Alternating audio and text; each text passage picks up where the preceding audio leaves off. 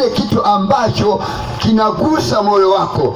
Hicho ndicho ambacho anajali, sio kitu ambacho unatoa tu kama ukitoa shilingi 100 au 1000, yani haikuumi hata wewe au haimuumi hata Mungu, haimgusi.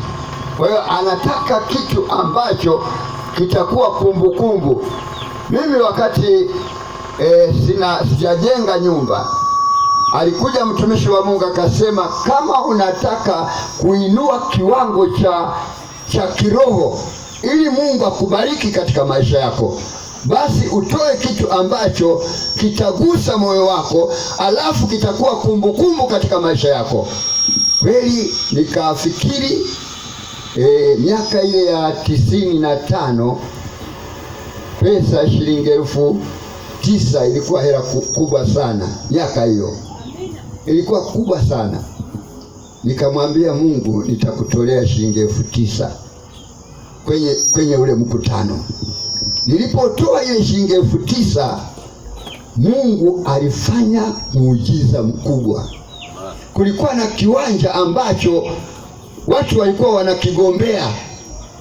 Sasa kupitia ile sadaka Mungu akagusa, nikashangaa napata kile kiwanja kwa shilingi, miaka ile nilipata kiwanja kwa shilingi 25,000. Hebu tumshangilie Bwana, haleluya! Kitu ambacho ilikuwa sio rahisi, na Mungu akafanya muujiza.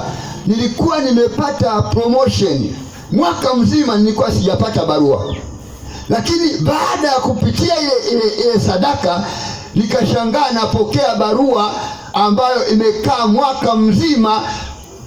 Wakati huo nilikuwa nimeshapandishwa cheo, lakini nilikuwa sijapokea. Sasa mwaka ule nikapokea ile barua, na ile barua ikaeleza kwamba nitalipwa arrears, yani miezi ile ambayo walikuwa hawajanilipa ile na nipa. Kwa hiyo nikapata pesa nzuri ambayo ilikuwa sasa, kwanza nimepata kiwanja, alafu nikapata pesa ya kujengea nyumba. Haleluya!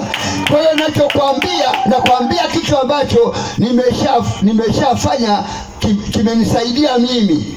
Unaweza ukaona kama ni kitu cha kawaida, lakini kama unataka Mungu akufanyie jambo ambalo katika maisha yako hujawahi kupata, na atakutendea. Haleluya! Kwa hiyo tunazo hizi bahasha, tumeziombea pale ndani.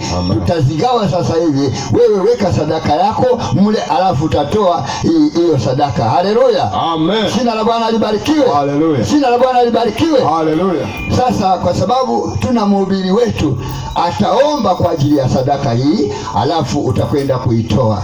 Karibu mtumishi.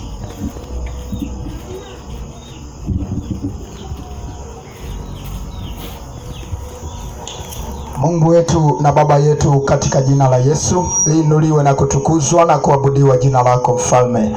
Asante kwa ajili ya bahasha hizi ambazo wanao wa kike na wa kiume tutazipokea Bwana kwa ajili ya kukutolea na kusihi kwa neema yako na kwa nguvu yako na kwa mamlaka yako, ye Bwana, kila mmoja ambaye Mungu atakwenda kukutolea, Mungu wa rehema, kaguse pale ambapo injili itakuwa inasonga mbele Bwana Yesu, na maisha yake ukayapandishe yawe juu, kumtoa chini kumweka juu, katika jina la Yesu Kristo mwana wa Mungu li hai. Wasiopata kazi, Mungu wa rehema, ukawapatie kazi, ambao Bwana hawajaolewa wakapate kuolewa, ambao hawajaoa kupitia sadaka hii, Mungu, katika jina la Yesu Kristo Bwana, ukawapatie wake wema, katika damu ya Yesu Kristo mwana wa Mungu li hai. Watoe kutoka chini kuwaweka juu, kwa jina la Yesu Kristo mwana wa Mungu li hai. Wewe umetamka ya kwamba kwa kuwa umekaza kunipenda, nitakukuokoa na kukuweka juu, kwa kuwa umelijua jina langu.